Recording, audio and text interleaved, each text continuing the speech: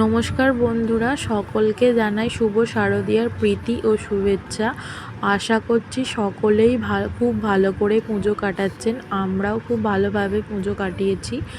তো এই ব্লগটা যেদিনকার করি সেটা হচ্ছে তৃতীয়া।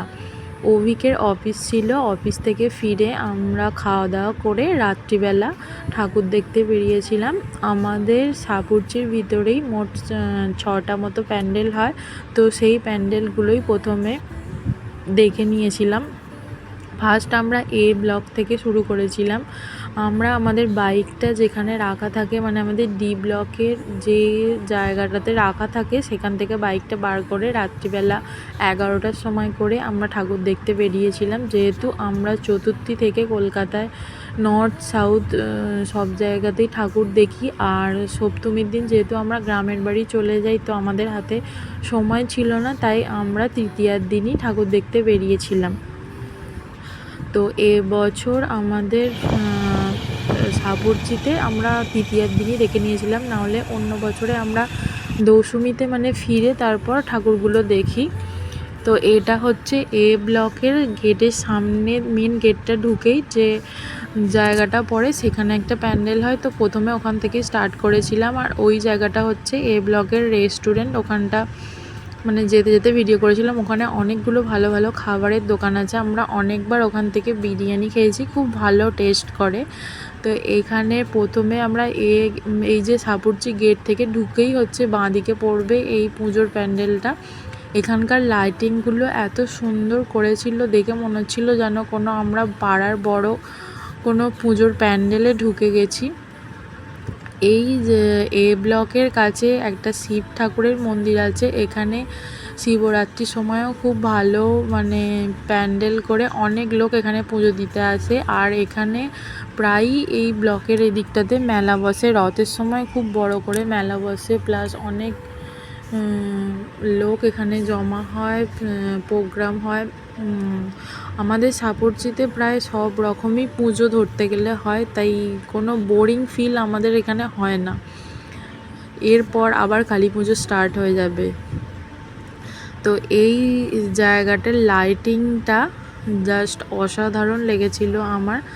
আর এই থিমটা হচ্ছে, এই পুজোর প্যান্ডেলের থিমটা কেরালার কোনো কালচারের ওপর ভিত্তি করেই করেছিল। ওখানকার সমস্ত মূর্তি বা ওখানকার যে সমস্ত মন্দির আছে সেই মন্দিরগুলো হাতে এঁকে ওইটা করেছিল।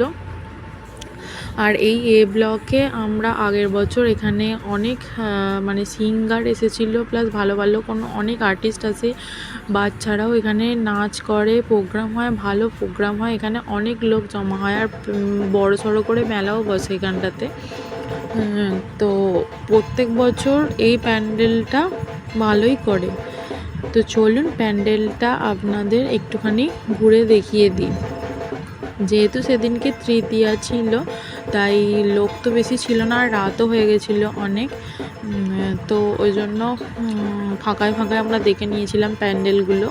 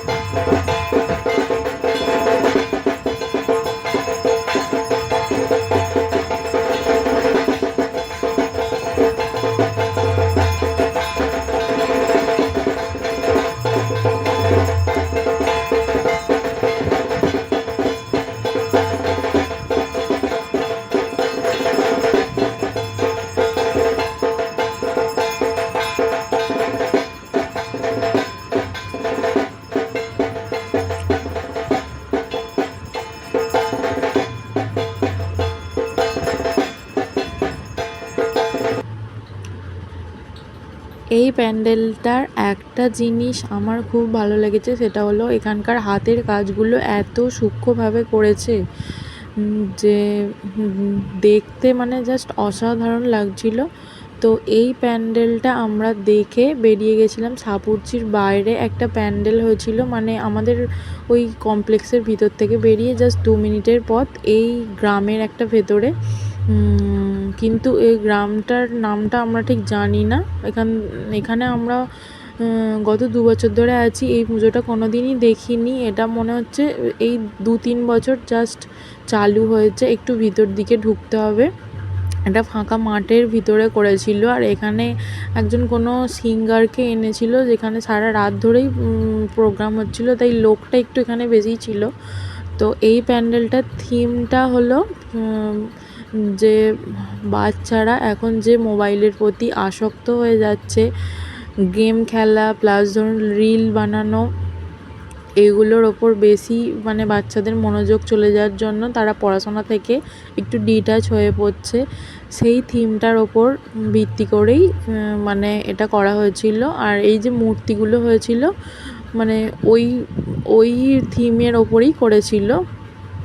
তো চলুন ভিতরে প্যান্ডেলটা আপনাদের একবার দেখিয়ে দিই। আমার তো ভিতরের লাইটিংগুলোও খুব ভালো লেগেছিলো। প্যান্ডেলটা মানে গ্রামের ভিতর হলেও এই প্যান্ডেলটা মনে হচ্ছে এখানে একটা প্যান্ডেলই খুব বড়সড় হয়। আমি তো আর অন্য কোনো প্যান্ডেল ওখানে দেখতে পাইনি, এটাই দেখেছিলাম। তো চলুন দেখে নিই প্যান্ডেলটা।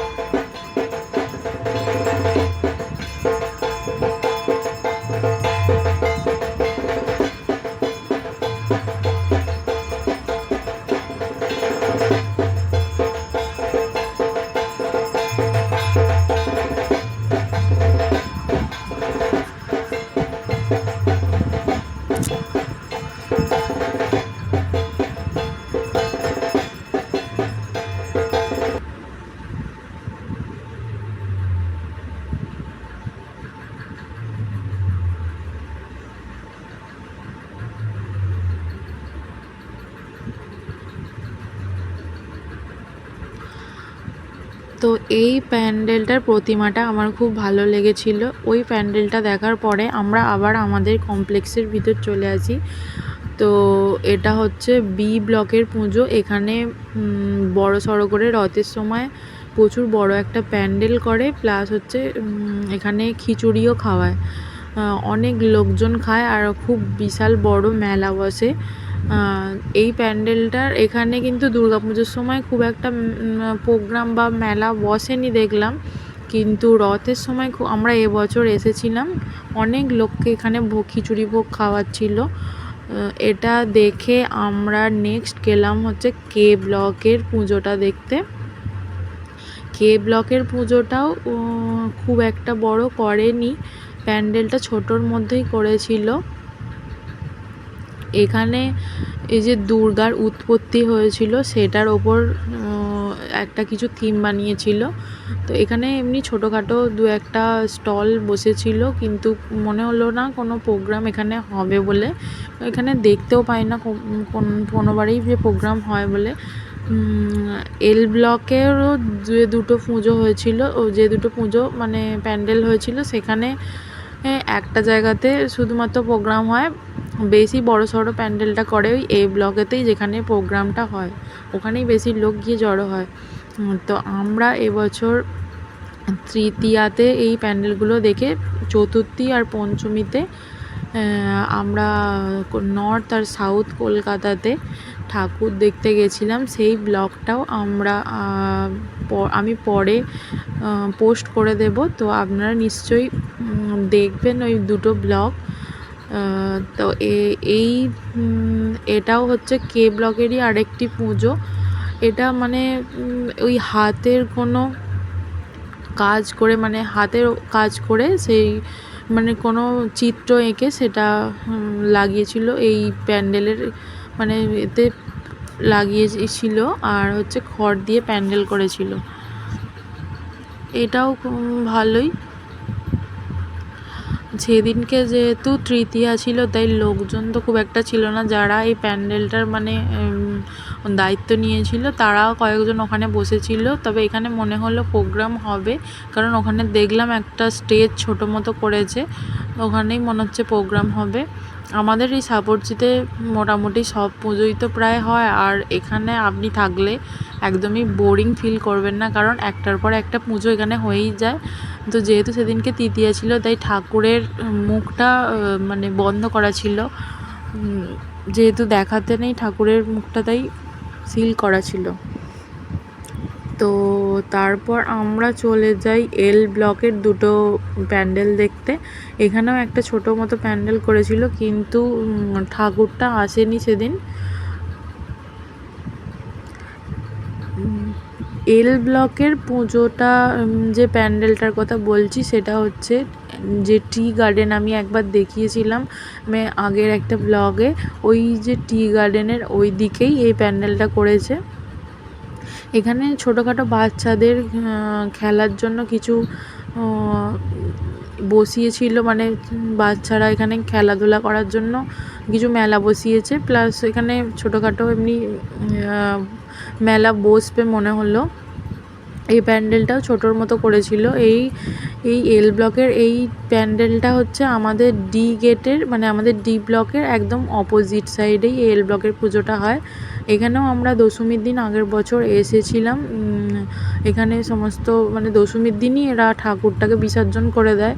অনেক সিঁদুর খেলা হচ্ছিল এখানে দেখেছিলাম। তো আপনারা যদি আমার এই ব্লগটি ভালো লেগে থাকে তো অবশ্যই একটা কমেন্ট করে দেবেন। পরের ব্লগে